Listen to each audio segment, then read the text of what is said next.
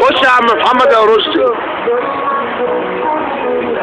دول ابناء مبارك الشرفاء، ابناء مصر، وده الاخ تامر حمدي اللي بيقولوا عليه عميل وبالدليل والكلام الفارغ ده والحيوان اللي قالها، وانا اللي بصور محمد زكي.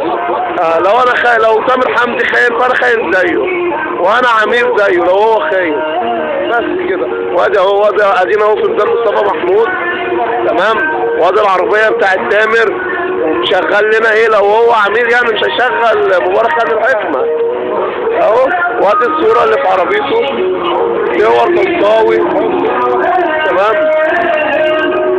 اهو ابناء مبارك، ابناء الرئيس، وادي الحاج منعم وسلطة المشير، ده كل ده في عربيه تامر.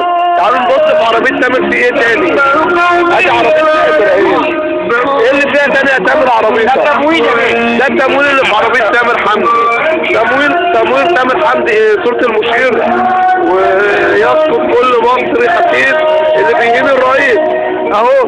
وادي ايه، حقك راجع يا طيار، والصور هيشيلوا النار اهو. ادي تامر حمدي بتاعنا اهو، اللي هو عامله بالدليل اهو، تمام. وايه تاني في عربيته اهي.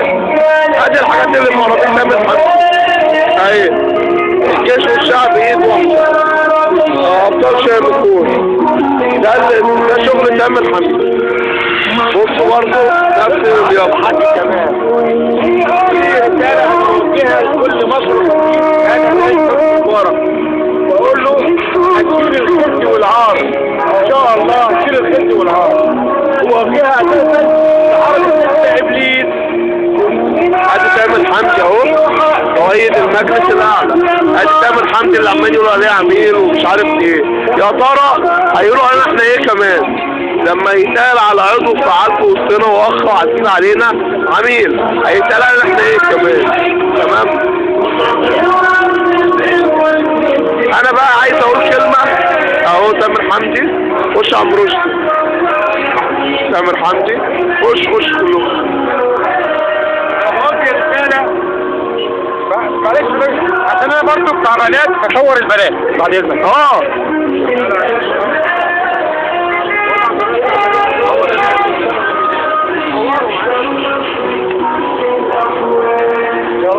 هنا بقول رساله لاي حد عايز يفرق بينا، بقول له مش هتقدر تفرق بينا برضك مهما حصل منك، مش هتفرق بينا، لان احنا ابناء مبارك اتعلمنا الاخلاق والشرف. يا ريت تسمع ده ان شاء الله، ربنا يوفقنا ان شاء الله. مبارك هيفضلوا متماسكين، واي محاوله للفرقه دي هتنجح ان شاء الله. كلنا ايد واحده يعني، بأمر الله كلنا ايد واحده، ومفيش حد يقدر يفرق بيننا. وعايز اقول للسيد الرئيس حسبي الله ونعم الوكيل، كل مصري عربي، مصري وعربي وغربي سبك او هنا خرايط. مبارك انت عايز تساعدني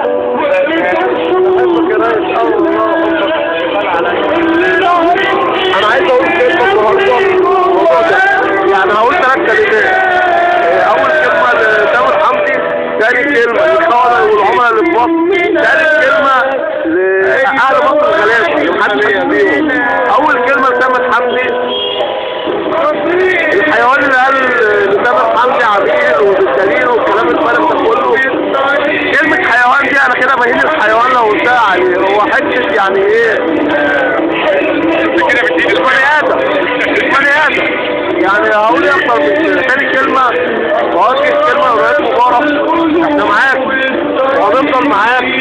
انت القائد الاعلى للقوات المسلحه، انت ابونا، عرفت في عهدك، اتعلمت في عهدك، كلت في عهدك، لبست في عهدك، بقيت حاجه ما بتتعلمش عليه مبارك في عهدك، تمام. اشتغلت في عهدك، خدت فلوس في عهدك، اشتغلت في عهدك.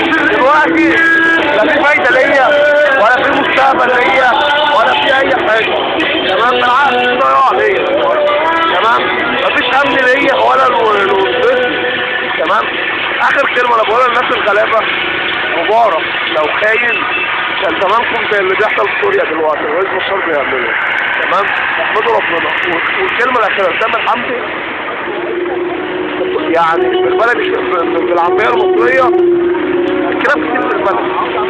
دايما يعني الشجرة المثمرة لازم تلاقي حواليها شوية كلاب. دول الكلاب. محمد على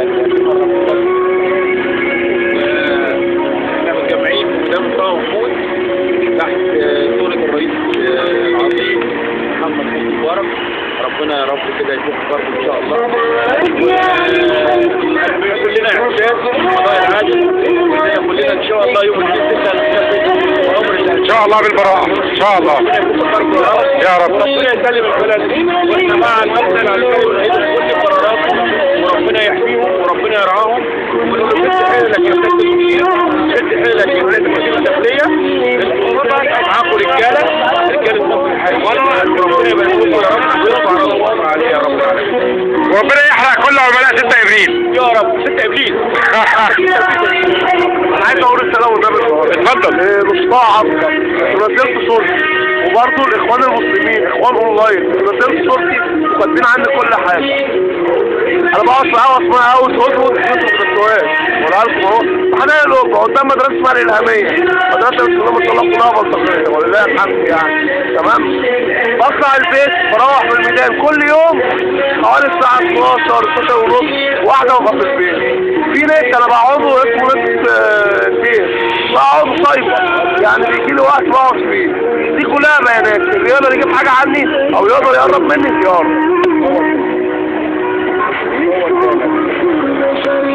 اتكلم برضه.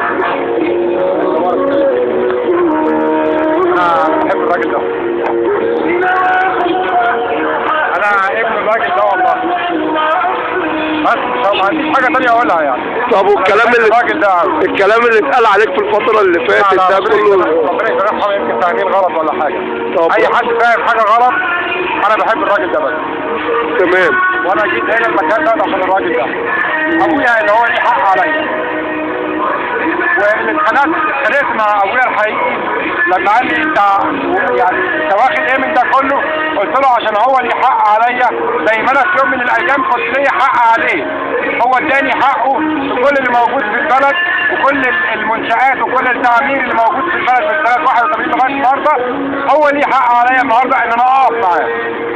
ممكن اسالك سؤال استمر؟ بقالك قد ايه في الميدان؟ والله العظيم والله العظيم والله العظيم من 2 فبراير. يعني مش زي ما بيقولوا مش عارف. لا والله من 2 فبراير. وانا كنت معاك في 2 فبراير.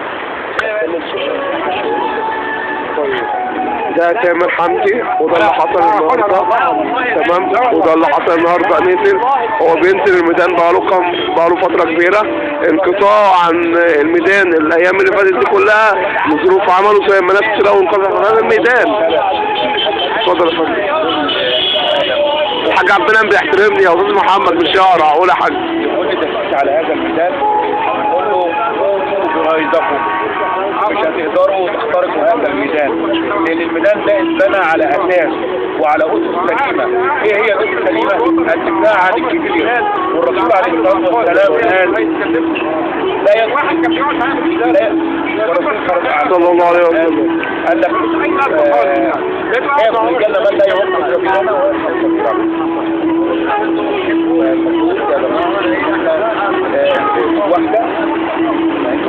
هيلحق في ناس بتحب وقت مبارك لما احنا حاجه وما نبقاش ضد بعضنا. ونقول لهم موتوا بغيظكم موتوا بغيظكم. انت بتحب الرئيس ايه طيب؟ بتحب انت في وسط القعده انت قلت انا بحب الرئيس في وسط الدخل علينا بتحبه ليه طيب؟ لا يا باشا انا بحب الشرعيه كانت بلد كويسه وكمان. طب ودلوقتي؟ ان شاء الله.